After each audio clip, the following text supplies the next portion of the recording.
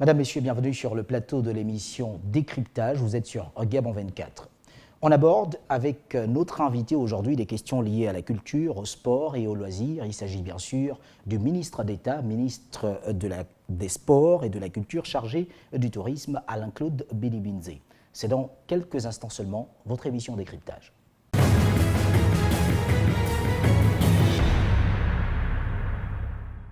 Nous recevons le ministre d'État, ministre des Sports et de la Culture chargé du tourisme, Alain-Claude Bilibinze. Monsieur le ministre d'État, bonsoir. Bonsoir. Et merci d'avoir accepté notre invitation. Merci de m'avoir invité.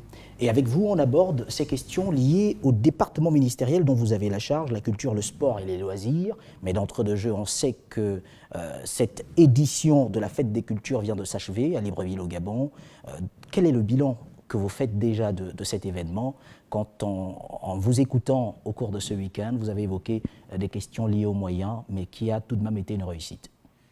Je vous remercie. Je n'ai pas évoqué des questions liées aux moyens pour m'en plaindre. J'ai évoqué ce sujet pour expliquer pourquoi nous n'avons pas pu organiser la Fête des Cultures dans les capitales provinciales comme initialement annoncé. Moi, j'ai appris à travailler avec les moyens qu'on peut mettre à ma disposition. La situation économique et financière du pays est difficile, chacun le sait, et donc nous sommes tous amenés à faire des efforts. Pour ce qui est du ministère de la Culture, nous ferons notre part d'efforts. Et là, ce qui a été demandé simplement, c'est de revoir à la baisse le projet de budget que nous avions élaboré, ce qui a été fait. La Fête des Cultures a été une réussite. Il y a certes eu le samedi un retard à l'allumage, lié précisément au fait qu'il a fait très chaud et que nous avons une culture dans notre pays. Le Gabonais, quand on lui dit midi, il vient un peu plus tard, surtout qu'il sait que la Fête des Cultures dure toute la nuit. Et donc, il prend le temps de s'occuper à autre chose pour se préparer à venir. Et ils sont venus en fin d'après-midi et jusque tard dans la soirée, je dirais même jusqu'au petit matin pour certains. Donc en termes de participation populaire, en termes d'engouement, en termes d'arrivée sur site des familles, parce que là aussi c'est quelque chose de nouveau, les familles viennent sur site, les personnes arrivent en couple avec des enfants, parce qu'on a implanté un village des enfants qui fonctionne très bien. Ça a été une belle innovation qu'on a réitérée cette année. J'aurais dû commencer par le début, c'est-à-dire que le vendredi, il y a eu les conférences animées par des universitaires autour de la thématique globale, diversité culturelle et construction de la nation. Et le dimanche, il y a eu donc la suite des expositions avec la proclamation des concours et la remise des prix, là aussi avec un concert qui s'est terminé tard le soir. Alors, monsieur le ministre d'État, ce thème aussi évocateur, qu'est-ce qui l'a suscité? La Fête des Cultures est placée cette année encore sous le haut parrainage de son Excellence Ali Bongo Ondimba, président de la République, chef de l'État. Et la question de la construction de la nation est une question qui l'occupe et qui occupe fortement son engagement politique. Il s'agissait donc de regarder comment est-ce que la diversité culturelle gabonaise doit être regardée d'abord comme une richesse, ensuite comme un élément fondamental pour pouvoir bâtir une stratégie nationale. Et donc, cette construction de la nation est indispensable et à ne pas dissocier avec la diversité. Beaucoup de gens pensent que le fait que nous soyons divers et multiples, et riches et variés, constituerait un handicap. Bien au contraire. Et cela s'est ressenti au cours des communications animées par de brillants universitaires sur ces différentes thématiques. Alors, on peut également aisément constater que lorsqu'on parle de cette fête de culture, il y a eu l'édition précédente de l'année dernière. Alors, au stade où on en est aujourd'hui, peut-on parler d'une véritable réussite en faisant une comparaison? La réussite, c'est déjà le fait de tenir cette deuxième édition. Il vous souviendra quand même que la Fête des Cultures est passée par quelques moments d'absence. Et tenir cette deuxième édition n'a pas été des plus évidents. Nous sommes entretenus avec les uns et les autres et nous sommes battus pour que cette édition ait lieu. Là aussi, permettez que je remercie l'ensemble de mes collègues et l'ensemble de tous ceux qui ont contribué à rendre possible cette deuxième édition. Nous avions une édition de la reprise. Cette édition de la reprise a connu un engouement particulier dans un contexte qui était également particulier. Et après cette édition de la reprise, il y a eu l'édition de Gabon 9 provinces qui a permis aux Gabonais d'aller plus loin dans l'exploration de leur culture. Et il ne faut pas oublier que maintenant, alors que nous n'avions qu'une seule offre culturelle d'envergure, la Fête des Cultures, nous en avons maintenant deux. Il y a donc des Gabonais aujourd'hui qui préfèrent attendre peut-être Gabon 9 provinces, mais la Fête des Cultures cette année a été très belle. Ce qu'il faut observer d'ailleurs, c'est que autant les premières éditions, c'était des personnes adultes et même matures qui venaient, autant de plus en plus un public très jeune qui arrive et qui est intéressé à découvrir ses identités, sa culture. Alors, on sort de cette énième édition de la Fête des Cultures, mais finalement, qu'est-ce qui est prévu après cet événement en ce qui concerne le calendrier culturel? On sait qu'il y a par exemple la Fête de la musique qui est prévue en juin, mais pour la suite, qu'est-ce que compte faire le ministère de la Culture? Nous avons décliné un calendrier annuel des événements culturels. Il faut d'abord souligner qu'au terme d'un décret que nous avons adopté en Conseil des ministres et qui vient d'être adopté définitivement par le Conseil d'État, nous avons ouvert là la grande saison culturelle qui est donc ouverte le 25 mai et pour se fermer le 25 août. Il y a donc la grande saison culturelle au cours de laquelle nous avons le lancement de la Fête des Cultures, nous avons la Fête de la musique, nous aurons la sortie des masques le 1er août, nous aurons Gabon 9 provinces et si tout va bien cette année, nous aurons la 2e édition des Afro-descendants. Et donc ça c'est pour ce qui est du calendrier ramassé au niveau de la grande saison des festivals. Après, il y a la petite saison qui part de fin décembre à fin février. Donc voilà les 2 grandes saisons qui ont été retenues. Sur le calendrier annuel, ce que nous souhaitons de plus en plus, c'est que cette question de la Fête des Cultures soit un temps fort, mais que ce temps fort soit complété par des éléments qui sont articulés au niveau des provinces avec l'appui des collectivités locales et des associations que nous accompagnerons. Donc c'est cela, ramasser la question de la Fête des Cultures. Derrière la Fête des Cultures, il y a l'homme de culture. Et sur l'homme de culture, il y a bien sûr l'artiste lui-même. C'est pour cela que nous avons défendu devant l'Assemblée nationale qu'il a adopté avant le terme de son mandat, qui a donc adopté la loi portant régime de l'artiste gabonais en République gabonaise. Donc cette loi est indispensable pour qu'il y ait le statut de l'artiste. Celui qui choisit d'être artiste doit vivre de son art. Celui qui veut vivre de son art doit être formé, doit être accompagné, il doit avoir la possibilité de contribuer aux impôts, mais aussi la possibilité d'avoir part à la CNAMGS et à la CNSS une forme de solidarité nationale pour sa retraite. Alors, Monsieur le ministre d'État, finalement, revenons sur cet aspect important. Les populations gabonaises s'attendaient à ce qu'il y ait cette célébration de la Fête des Cultures sur l'ensemble du territoire national. Qu'est-ce qui n'aura pas marché pour cette édition, finalement, pour que cela ne soit pas célébré sur tout le territoire? Je viens de vous l'indiquer, la Fête des Cultures n'a jamais été célébrée sur l'ensemble du territoire. C'était une innovation que nous avions décidée. Nous avions décidé dans un contexte donné et le contexte économique du pays ne nous a pas permis d'avoir des ressources suffisantes à temps pour aller célébrer la fête dans les provinces. Mais encore une fois, la culture gabonaise ne peut pas se célébrer uniquement à Libreville. Donc nous nous emploierons progressivement, avec les ressources dont nous disposerons, à faire en sorte que la culture soit célébrée dans les provinces également. C'est quelque chose que nous avions voulu. Ce n'est pas une tradition, c'était une innovation qui n'a pas fonctionné. Nous allons insister pour que l'année prochaine, on trouve un peu de ressources pour le faire.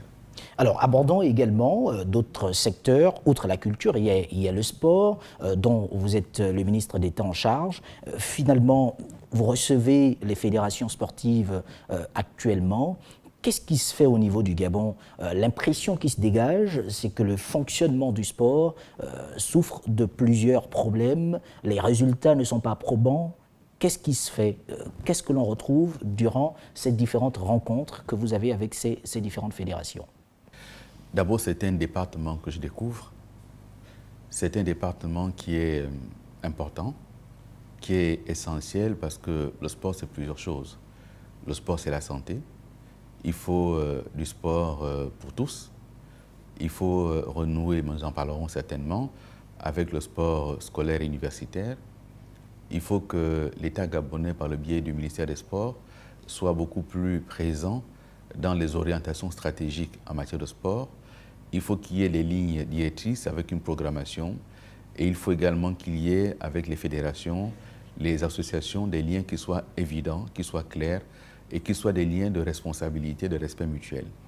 L'État, dans son organisation, a cédé aux associations et aux fédérations la responsabilité de structurer le sport dans des disciplines particulières. Ainsi, vous avez une fédération de football, une fédération de basket, une fédération de hand, ainsi de suite.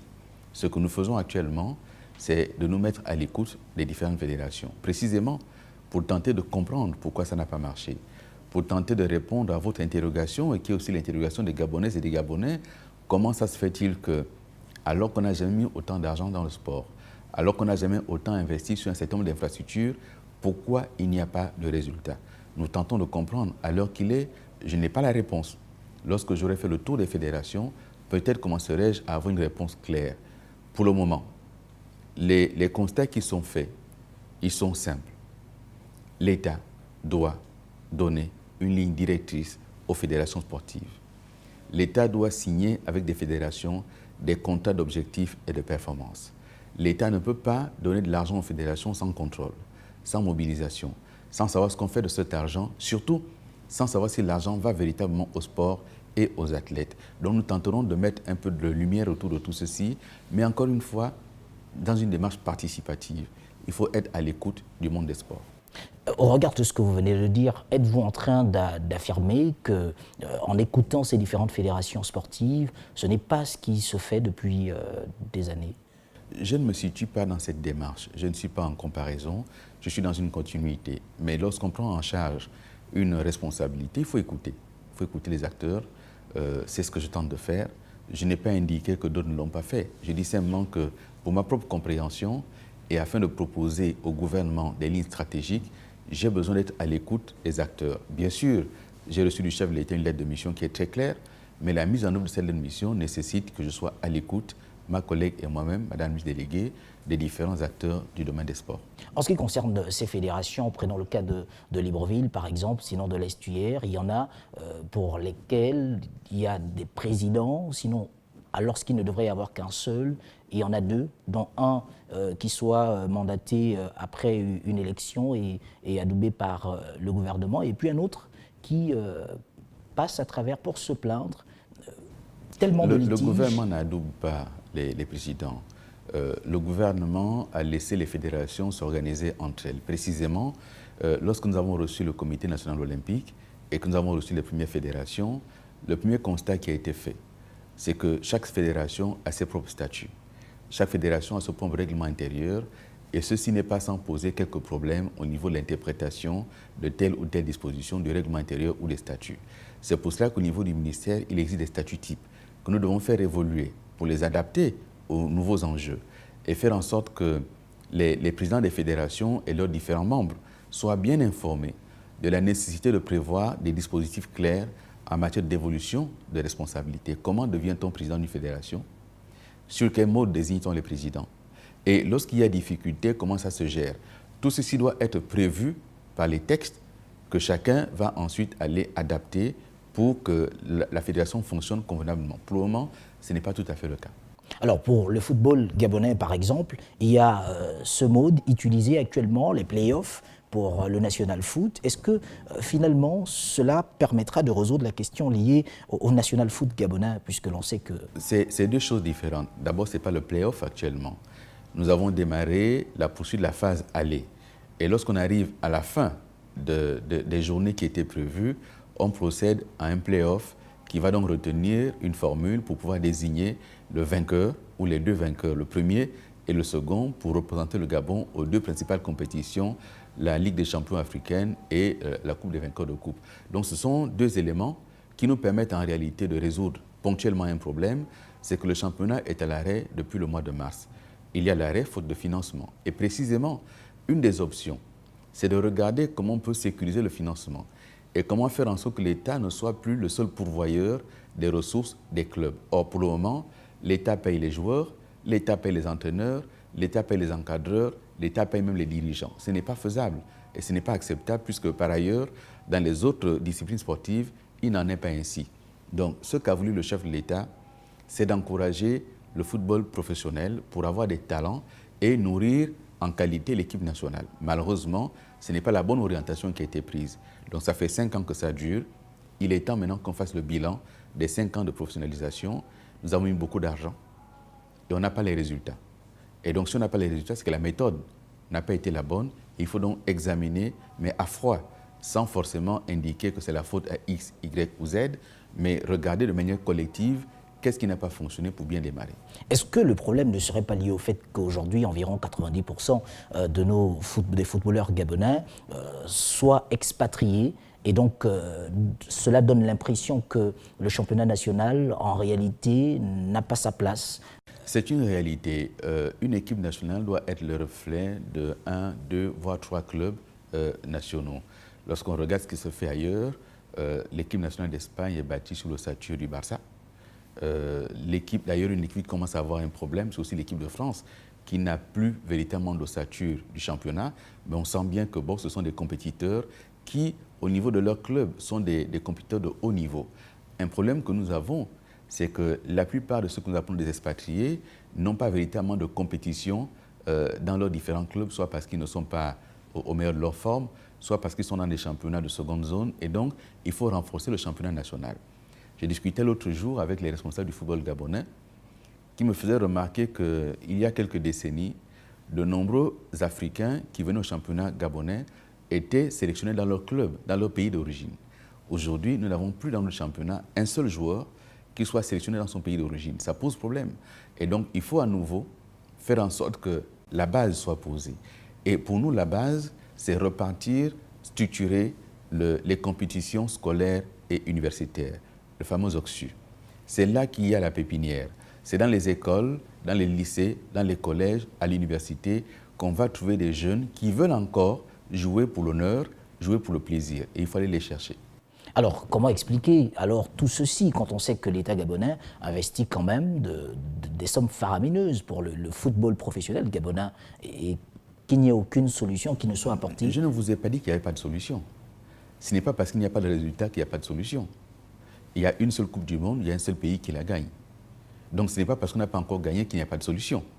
Je vous dis, nous faisons le constat que les résultats ne sont pas au rendez-vous. Il faut améliorer donc ce qui a conduit à cet échec que nous constatons, parce qu'il y a un échec. Maintenant, à partir de cet instant, que faut-il faire? C'est ce que nous avons entrepris, l'écoute. Il faut écouter les acteurs. Est-ce qu'on a pris les bonnes décisions? Est-ce qu'on a pris la bonne orientation? Moi, je ne suis pas là pour chercher la responsabilité des uns des autres. Une décision a été prise. On va financer le football. Est-ce que c'était à l'État de le faire directement et tout seul? La question aujourd'hui se pose. Est-ce qu'il faut amener d'autres acteurs autour du football? La question se pose. Beaucoup vous disent qu'il fut un temps où, au Gabon, les entreprises finançaient le sport. Est-ce qu'il faut revenir à cette formule? On va étudier, on va examiner. Ce que nous avons indiqué aux acteurs, c'est de faire en sorte que lorsqu'on aura fini avec la phase des playoffs, lorsqu'on aura décidé déterminer les représentants du Gabon aux compétitions africaines, avant de démarrer la saison sportive 2018-2019, il faut qu'on s'asseye, il faut qu'on fasse le bilan et qu'on prenne tous ensemble des décisions pour repartir d'un bon pied et faire en sorte que les clubs, si l'État doit continuer à investir, que ça soit une subvention conditionnée. Et on dira quels sont les éléments de conditionnement qu'on va mettre en place. On va également indiquer clairement les lignes directrices. Aujourd'hui, entre la Fédération gabonaise de football et l'État gabonais à travers le ministère, il y a une convention. Mais cette convention n'indique pas clairement les objectifs que la fédération doit atteindre. Il faut donc introduire des objectifs clairs par discipline sportive que les fédérations sont amenées à remplir. Alors revenons à cette question liée à l'organisation de l'OCSU, ces jeux consacrés à une sorte de détection en ce qui concerne par exemple le football. Monsieur le ministre d'État, en cette période de récession budgétaire, est-ce possible réellement quand on sait que pour ce genre de compétition, c'est souvent lancé sur toute l'étendue du territoire national? Mais ça n'a rien à voir avec les mêmes proportions qu'il y a pour le championnat national de football. Il s'agit là du championnat scolaire. Donc, comme je ne vous referai pas la leçon, Mensana incorporé ça, nous. Donc, il faudra que nous ayons la possibilité d'apporter une éducation physique et sportive à tous les enfants gabonais. Donc, ça, là, ça ne demande pas des budgets faramineux. On va examiner, mais c'est d'abord une question de concertation entre le ministère en charge des sports, le ministère de l'Éducation nationale, l'enseignement supérieur.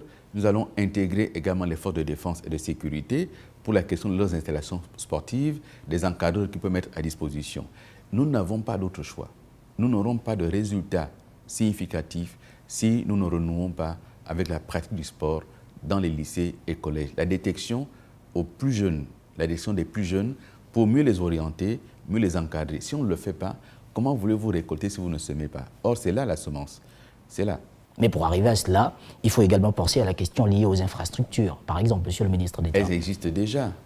Il faut utiliser ce qui existe de manière rationnelle. Si je prends la place de Libreville, vous prenez les communes d'Ovendo, d'Akanda, de Libreville, de Ntoum. Il y a des structures qui existent, soit elles appartiennent au privé, le cas du complexe Iris Ngari à Ovendo, mais la mairie d'Ovendo a également construit un complexe sportif. Vous prenez Akanda, il y a le complexe Akanda qui existe, qu'il faut améliorer certainement. Vous prenez Libreville, il y a plusieurs installations qui existent. Sauf que il s'agit maintenant de regarder comment on les met à contribution, y compris les stades qui appartiennent aux forces armées, aux forces de défense et de sécurité, comme les installations de gros bouquets, comme les installations de baraka, les mettre à contribution pour que les enfants puissent jouer. Si on s'arrête à nouveau, en disant qu'il faut d'abord construire les infrastructures, on ne s'en sortira jamais. Donc utilisons ce qui existe et mettons-le à contribution pour tout le monde. Est-ce que ce n'est pas une question qui mérite d'être posée lorsqu'on va par exemple à Oyem, dans la province de Ouellentem, en parlant d'infrastructures, à Minzik par exemple, des infrastructures? Mais vous pensez que le sport scolaire universitaire ne se déroule pas dans les départements, mais c'est la capitale provinciale qui abrite les compétitions. Et avec l'amélioration du réseau routier, mais les enfants qui jouent à Minzik viendront pour les compétitions à Oyem. Ça, c'est déjà passé dans ce pays. Au niveau des provinces, les compétitions existaient. Les départements jouaient entre eux et on venait jouer la finale dans la capitale provinciale. Renouons par cela. Et si nous avons plus tard les moyens pour les construire, on le fera. Mais qu'est-ce que vous proposez alors qu'on fasse? Qu'on ne fasse rien en attendant qu'il y ait des infrastructures? Est-ce que c'est la solution? La question, c'est à vous qu'on doit la poser. Mais je suis en train de vous répondre en vous disant, utilisons ce qui existe, et vous me répondez, oui, mais pensons à Minzik. Bien sûr, mais c'est pour cela que nous n'avançons plus. Parce qu'on veut tout faire au même moment et partout. Ce n'est pas possible. Vous n'avez pas la même qualité d'infrastructure dans tout un pays. Il y a des infrastructures de rang international, il y en a de rang national, il y en a de rang provincial. On va utiliser ce qui existe en fonction du territoire que nous avons. Alors, monsieur le ministre d'État, pour les quelques minutes qui nous restent à passer ensemble, il y a que, justement, en parlant d'infrastructures, du côté d'Oyem, par exemple, vous avez certainement regardé comme nous à travers les réseaux sociaux le fait que ce stade se retrouve abandonné à lui-même. Moi, je n'ai pas attendu les réseaux sociaux pour savoir que le stade d'Oyem est en difficulté. Que comptez-vous faire, puisque vous êtes... Mais la première chose, monsieur, le ministère des Sports est utilisateur des installations que le ministère ne construit pas. Les installations sont construites par un autre département ministériel et mis à disposition. Ce qui s'est produit pour le stade d'Oyem et de Port-Gentil, c'est que le partenaire qui a construit n'a pas encore livré définitivement les installations. Nous avons reçu il n'y a pas longtemps une correspondance de cette entreprise chinoise qui se propose donc de livrer définitivement les installations. Nous ne pouvions pas y accéder tant que ce n'était pas livré définitivement. Il y a des questions d'assurance qui sont liées à cela. Il y a des questions également de regarder si tout a été totalement terminé. Est-ce que derrière ceci, l'État ne devrait pas de l'argent? Donc, il y a tout ceci à lever. Une fois que tout ceci est levé, ce stade, il va être mis à contribution. Il faut que dans la région du Nord, donc Ouellentem, Ogo et Vindo, il y ait des compétitions.